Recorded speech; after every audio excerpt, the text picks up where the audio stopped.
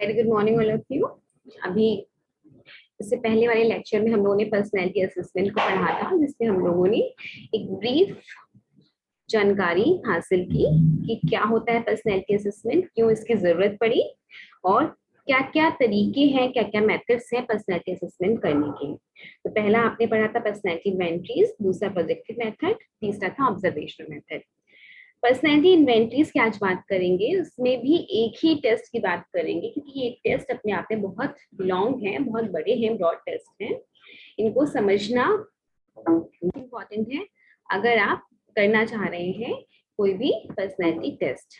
ठीक है, तो सबसे पहले इसमें आता है पर्सनैलिटी इन्वेंटरीज में MMPI 2। पर्सनैलिटी इन्वेंटरीज आप लोग को याद ही होगा कि पर्सनैलिटी इन्वेंटरीज मैंने आपको बताया था एक सेल्फ रिपोर्ट इन्वेंटरीज होती हैं, जिसमें कुछ क्वेश्चंस दिए रहते हैं और ये जो क्वेश्चंस हैं इनका आंसर जो होता है आपको सही गलत ट्रू फॉल्स में देना होता है। ये आपको खुद देना होता है, इसलिए इसे सेल्फ रिपोर्ट इन्वेंटरीज कहते हैं, या इसे पेपर पेंसिल टेस्ट या साइकोमेट्रिक टेस्ट भी कहा जाता है। MMPI 2 की बात करेंगे। MMPI यानी कि मिनेसोटा मल्टीफेजिक पर्सनैलिटी इन्वेंटरी 2। MMPI का जो कंस्ट्रक्शन है सबसे पहले बेसिकली हाथवे और मिकिनले ने 1940 में किया था और इसमें 550 आइटम्स होते हैं। ठीक है, 550 आइटम्स होते हैं और इसमें जो 550 आइटम्स होते हैं उसका जो आंसर होता है उसे ट्रू फॉल्स या कांट सी के रूप में हमें देना पड़ता है। ठीक है, इसके दो फॉर्म हैं, इसके दो फॉर्म भी बताए गए हैं, जिसको हम कहते हैं इंडिविजुअल कार्ड फॉर्म या ग्रुप बुकलेट फॉर्म, यानी कि इसे इंडिविजुअल लेवल पे या ग्रुप में किया जाता है। अब इसका पर्पस क्या है, क्यों बनाया गया इसे? इसका पर्पस था व्यक्तित्व की या पर्सनैलिटी के अंदर जो भी पैथोलॉजिकल ट्रेट्स पाए जाते हैं उनको मेजर करने के लिए MMPI 2 बनाया गया था। ठीक है, हमारी पर्सनैलिटी के अंदर जो भी पैथोलॉजिकल ट्रेट्स हैं, ठीक है, जो भी एबनॉर्मल ट्रेट्स हैं या भी जो भी पैथोलॉजीज हैं उनको मेजर करने के लिए MMPI 2 बनाया गया था। इसमें 10 क्लिनिकल स्किल्स बनाई गई और 4 वैलिडिटी स्किल्स बनाई गई। ठीक है, 10 क्लिनिकल स्किल्स थी और 4 हमारी वैलिडिटी स्किल्स थी।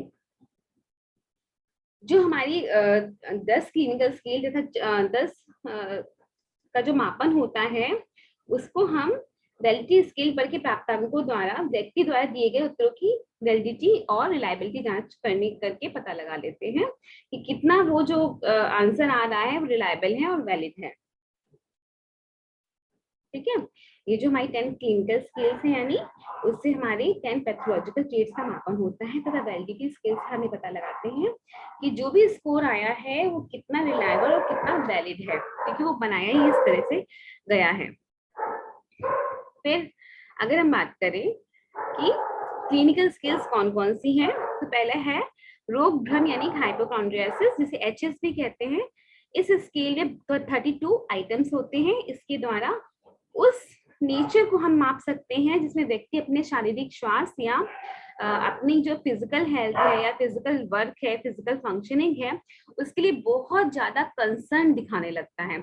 छोटा सा भी सर दर्द होगा तो इतना कंसर्न हो जाएगा जैसे उसको बहुत बड़ी कोई बीमारी हो गई हो, हाइपोकॉन्ड्रियासिस से कहते हैं। इसके बाद दूसरा जो स्केल है वो है डिप्रेशन। इसमें 57 आइटम्स हैं। इसके द्वारा अफेक्टिव डिसऑर्डर, ठीक है, यानी कि जो हमारी भावनाओं से संबंधित जो डिसऑर्डर होते हैं उसकी प्रवृत्तियों को मापा जाता है, जैसे आपके अंदर उदासी, ठीक है, आपकी जो कैपेसिटी है या फंक्शनिंग है, डेली फंक्शन, उसमें जो कमी आ रही है, डिक्रीमेंट आ रहा है, आपका जो इंटरेस्ट है, आपकी जो एनर्जी है, अगर उसमें कमी आ गई है तो हम इस स्केल से उसको मेजर करते हैं। कन्वर्जन हिस्टीरिया, इसमें 60 आइटम्स हैं और इसके द्वारा न्यूरोटिक टेंडेंसी का मेजरमेंट होता है कि रोगी के अंदर जो मेंटल कॉन्फ्लिक्ट है या एंजाइटी है उससे छुटकारा पाने के लिए वो कोई ना कोई शारीरिक लक्षण विकसित कर लेता है।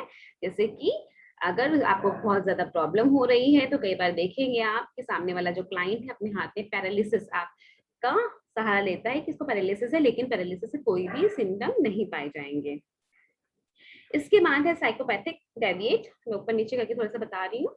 ठीक है, इस मापनी में 50 आइटम्स हैं तथा इसके द्वारा व्यक्ति में सोशल और मोरल नॉर्म्स को अवहेलना करने वाली टेंडेंसीज को मेजर किया जाता है।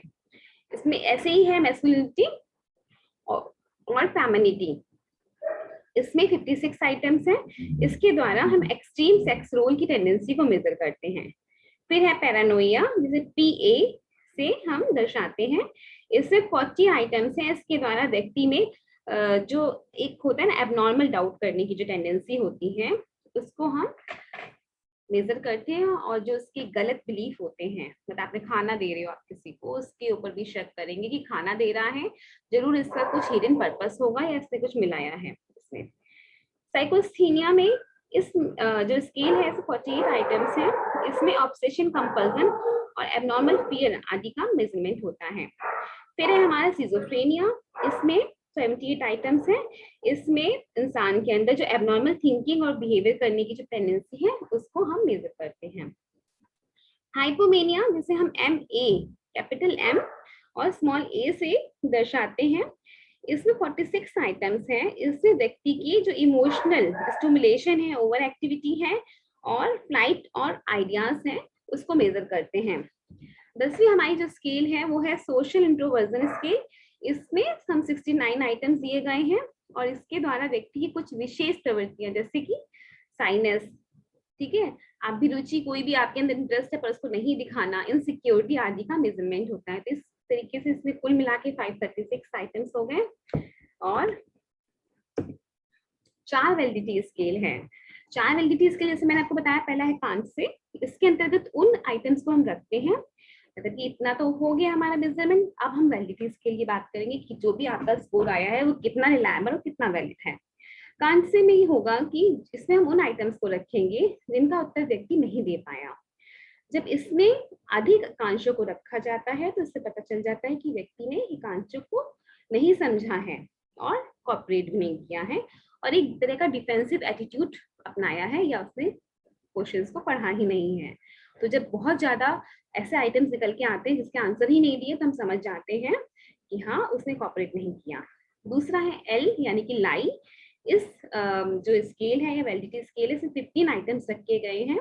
इसके द्वारा व्यक्ति में झूठ बोलने की टेंडेंसी या अपने आप को गलत ढंग से प्रेजेंट करने की टेंडेंसी को हम मेजर करते हैं। नेक्स्ट है फ्रीक्वेंसी और इनफ्रीक्वेंसी। इस स्केल में 60 आइटम्स हैं। इस पर अगर हाई स्कोर आ रहा है तो व्यक्ति लापरवाही से जो टेस्ट के आइटम्स हैं उनके प्रति रिस्पॉन्स कर रहा है और जानबूझकर बढ़ा चढ़ाकर अपनी पैथोलॉजीज को दिखा रहा है। इससे हमें ये पता चलता है। नेक्स्ट है के यानी कि करेक्शन। इस स्केल में 30 आइटम्स हैं। इसके द्वारा व्यक्ति में अपनी खुद की समस्याओं के बारे में या तो अत्यधिक डिफेंसिव आउटलुक होता है या उसके बारे में बहुत ज्यादा कहने की प्रवृत्ति पाई जाती है। अगर इस स्केल में हाई स्कोर आता है तो हम समझ सकते हैं कि उसने अपनी समस्या को दबा दिया है, और लो स्कोर आता है तो उसने अपनी समस्या को बढ़ा चढ़ाकर बताया है। तो ये हमारा था वैलिडिटी स्केल। अब हम वर्जन की बात करें या रिवाइज्ड फॉर्म की बात करें तो इसमें सबसे ज्यादा जो नया वर्जन हमारा यही है, MMPI 2 है। अभी MMPI 3 भी आ गया है। और ये जो संशोधन था या रिवीजन था उसे बुचर, डालस्ट्रोम, ग्राहम, टेलीजेन, कैमर द्वारा किया गया था। और वही इसमें 10 क्लिनिकल स्केल है और इस वाले में 3 क्लिनिकल स्केल को जोड़ दिया गया था, ठीक है।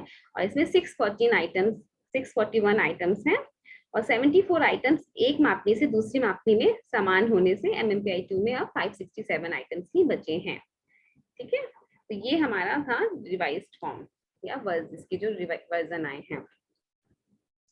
फिर अगर हम बात करें कि और क्या क्या चीजें हुई MMPI 2 में, MMPI 1 मतलब MMPI मौलिक जो हमारी ओरिजिनल MMPI थी उससे क्या क्या चेंजेस आए। तो MMPI 2 में जो हमारे आइटम्स थे उनकी ग्रुपिंग करके 15 कंटेंट स्केल बनाए गए, जिसके द्वारा पर्सनैलिटी के 15 फैक्टर्स को मापना संभव हो पाया, ठीक है। जिससे जो पहले हम बेसिक स्केल से नहीं या ओरिजिनल स्केल से नहीं माप सकते थे, जैसे anxiety, fear, anger, type A personality, social tendencies और सोशल डिस्कम्फर्ट को।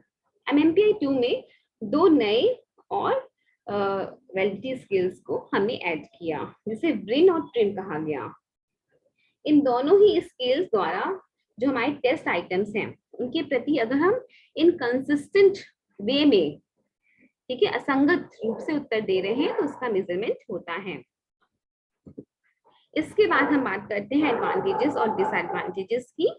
तो एमएमपीआई का जो टेस्ट है व्यक्ति के उत्तर देने की टेस्ट टेकिंग एटीट्यूड का पता लगाता है कि किस तरह आपका एटीट्यूड है टुवर्ड्स द टेस्ट। आप लापरवाही से उत्तर तो नहीं दे रहे हो, आप कॉपरेट कर रहे हो कि नहीं कर रहे हो, कहीं आप अपनी समस्याओं को बढ़ा चढ़ाकर तो नहीं प्रेजेंट कर रहे हो। एमएमपीआई द्वारा हमारे जो क्लिनिकल एक्सपर्ट होते हैं कई तरह की समस्याओं के बारे में डायरेक्टली और साइंटिफिकली नॉलेज गेन कर लेते हैं और फिर उसका एवेल्युएशन करते हैं।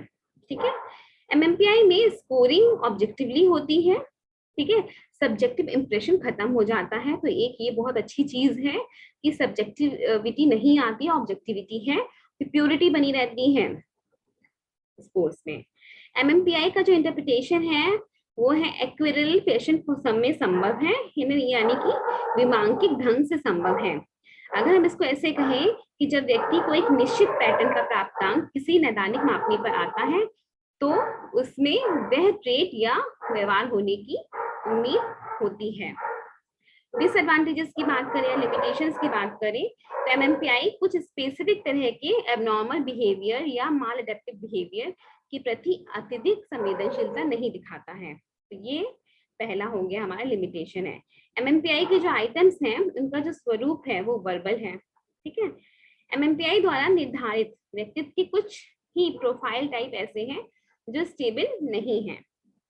यह स्पष्ट नहीं हो पाया अब तक कि एमएमपीआई की जो विश्वसनीयता है उसमें कमी है या व्यक्ति के संयोजन स्तर में होने वाले परिवर्तन के प्रति परीक्षण की संवेदनशीलता की वजह से ऐसा आ रहा है। फिर भी एमएमपीआई 2 का बहुत ज्यादा उपयोग होता है, लेकिन इसमें बस एक ही दोष हमने देखा है कि 74 आइटम्स को एक से अधिक मापनी में उपयोग किया गया है और इसमें कई मापनी एक दूसरे से स्वतंत्र ना होकर कोरिलेट हो गई हैं। ठीक है, तो ये एक छोटा सा दोष इसमें है। अभी इसमें एमएमपीआई ए है। एमएमपीआई ए यानी कि अडल्ट के लिए बनाया गया, एडोलसेंट्स के लिए बनाया गया है। वो भी एक आ गई है, 1992 में रिलीज की गई थी। इसमें 350, पहले तो एमएमपीआई में 470 आइटम्स थे, पर अभी एक शॉर्ट फॉर्म आ गया है ताकि समय की बचत हो सके, तो उसमें 350 आइटम्स रखे गए हैं। इसको थोड़ा सा इम्प्रूव करा गया है, साइकोमेट्रिकली इम्प्रूव किया गया है एमएमपीआई 2 से, और इसका अभी इस टाइम बहुत अच्छे से यूज किया जा रहा है एडोलसेंट बच्चों के ऊपर। और इसका जो पब्लिकेशन है, इसके 2 पब्लिकेशन भी आ चुके हैं, इसलिए मैंने आपको बुक का वो भी दिया है, आप उसको पढ़ सकते हो बच्चों। तो ये आपका एमएमपीआई है। थ्योरी पहले पढ़ेंगे तभी जाके कुछ समझ में आएगा। ठीक है, एमएमपीआई मैंने आपको बताया साइकोमेट्रिक टेस्ट है, पेपर पेंसिल टेस्ट है, इसे पर्सनैलिटी इन्वेंट्री या सेल्फ रिपोर्ट इन्वेंट्री भी कहते हैं।